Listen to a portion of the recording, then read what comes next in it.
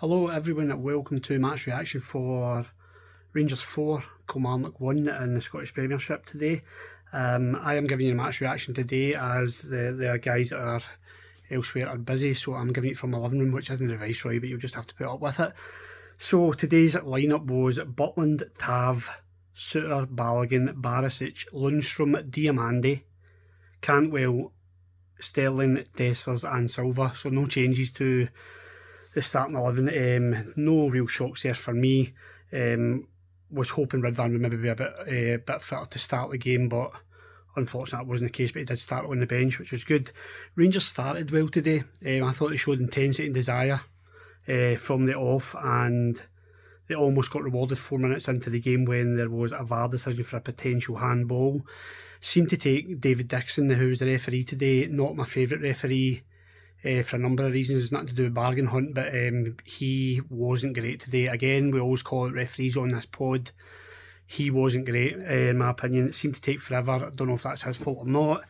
I've not seen it back in the TV, but it was a potential handball by the Kilmarnock player, and it was after, it felt like 10 minutes, guys, but after several minutes, David Dixon went over and had a look at it and decided it was not a penalty. So I don't know why it took him to go over and have a look at it, but we didn't get a penalty and we played on, and then it looked as if we took the opening goal on the 7th minute with John Lundstrom, who had a nice strike from the edge of the box, went past the Kilmarnock goalkeeper. I was up on my feet celebrating, as many of you would be as well, but unfortunately it was deemed offside before Lundstrom took the shot.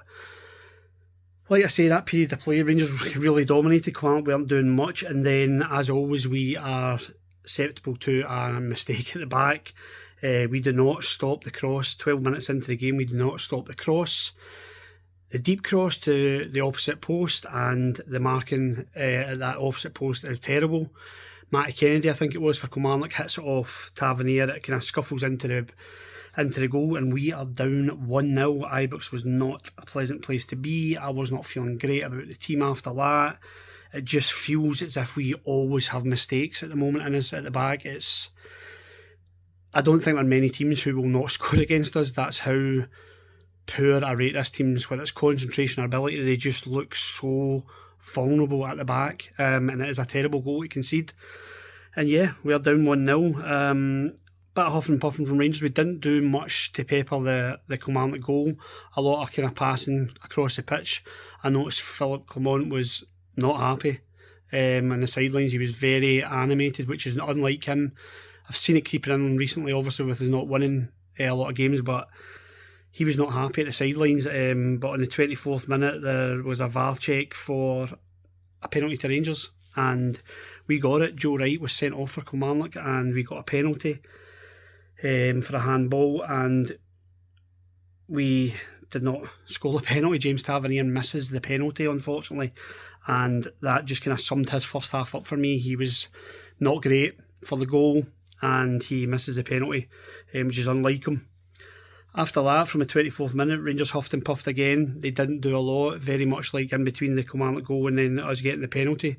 We didn't do a lot. For me, not passing the ball through the middle, not trying something different. It's the side-to-side thing that we have all seen a lot of times. So it was very frustrating to watch. I was very frustrated, and I let the boys know that I was struggling to watch it. It really, for me, those are worrying signs still that I'm seeing from this team. The result went for us today, but I'm still seeing these signs where these players don't seem to have this extra edge to them to finish, to break teams down and put games to bed, and it worries me. It really does. But anyway, they're down to 10 men, and we eventually get the equaliser through everyone's favourite, Fabio Silva. It is a goal from John Lundstrom's pick out from the edge of the box, and Silva puts it away really well. It's a nice finesse finish from Silva.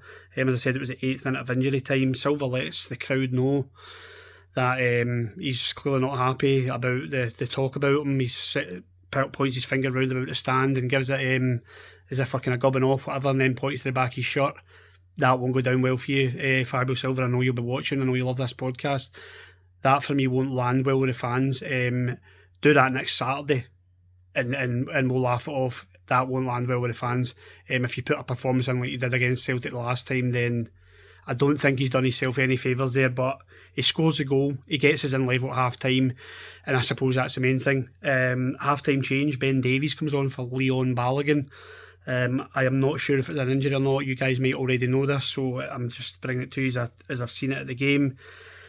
And Ben Davies gets his first goal for Rangers. He comes from nowhere and gets a second half, and he gets a goal as well. John Lundstrom shot. John Lundstrom shot, and then Ben Davies is there to stab the ball home from the rebound, and it's 2-1 Rangers. Boy, did we need it. Boy, did we need it, because I reckon it was Nick's goal the winner. Certainly the feeling for me was because the crowd were turning. So I think we scored at the right time just before half time, and we got a second goal at the right time as well. So yes, well done Ben Davies for that, getting the rebound there. 68 minutes into the game, McCausland comes on for Sterling, and Tom Lawrence comes on for Cantwell. I am going to say I thought Cantwell was poor today. I thought he floated about, didn't do much. And this is where we need him at this time in the season to put in these performances that we know he can. And it's another game that passes where I'm thinking it's a talking point for us in the pod going forward, but Todd Cantwell worries me. And I might be in the minority with this one. It worries me going forward with this Rangers team, and the man that came on from was made a far bigger impact than Tom Lawrence. And it is him who comes up with the third goal on 71 minutes. An absolute stunner. Cyril Dessers is driving through in the middle of the park, slips it to Lawrence. Lawrence checks his run and takes the defender out the game, sends him to the shops, and he curls this into the top bag. It is a goal that you don't see at Ibrox much, because we don't like shooting, as we already know. And he finesses this into the top corner. It is a beautiful goal, and it's a goal we all know Tom Lawrence is capable of. I have criticised Tom Lawrence recently because he let me down. I wanted Tom Lawrence to play in the Old Firm game, and he did, apparently. And he's just not turned up. Is it because he's not been fit? Is it because he's been struggling with injuries? I don't know. Do we give him another chance? Do we give him a chance going forward next season? He does have something, Tom Lawrence, but he's another one that's in that category of, is he good enough, is he not? That aside, I know we'll speak it in pods going forward, that aside, it was a fantastic goal from Tom Lawrence, and it secures the points. On to the 79th minute, and Ridvan returns. He is back, and off goes Borna Barisic, and Raskin comes on for John Lundstrom. John Lundstrom played well today, guys. In my opinion, he looked hungry, he was moving the ball quickly, he was involved in a couple of the goals. He is another one who's taken a lot of criticism over these kind of pressure games, if you want to call them that. John Lundstrom played well today, so he played his part in a few goals, as I said, and I think he can hold his head high. And then 93 minutes, Rangers eventually get the fourth goal, which they deserved. They played well in the second half. It was constant attacking. So they deserved it, and it's Tom Lawrence with a shot. The keeper parries, makes a bit of a mess of it for me, and Souttar's there to head it home, and Rangers get the 3 points, and they cut the gap to 3 points going into the Old Firm game next Saturday. I don't know if I've been critical of the team. I thought in the first half they were really poor, at times really poor. The goal we conceded, we have all seen this so many times. The cross from one post to the other. Teams target us with this. I still believe to this day this is something we need to change. Whether it's personnel, I don't know. This is for Kilmarnock to work out. These goals will cost us. I think in a game like this today, whether we've got away with one because they've got a sending off, I don't know. But Rangers won 4-1. Conceding these goals, we can't keep going on. Conceding these goals, that needs to be addressed. The defence is a mess. It's a mess. From full-back to full-back, it looks shaky. I thought Souttar struggled at times against Vassell physically, and the full-backs weren't great. I'm going to say the full-backs weren't great, and I do think we got away with one today, but I worry about that next week. I worry about what they can do to us next week, but we'll come to that. Second half, Rangers were a different team. Yes, a man advantage, but they deserved the win. They showed appetite, desire. Something I heavily criticise this team for, and you know what, all you can do is go out and beat the team that's in front of you, and that was 10-man Kilmarnock, and they took 4 goals off them, and we've got the win and 8 into the goal difference slightly, which I'm happy about.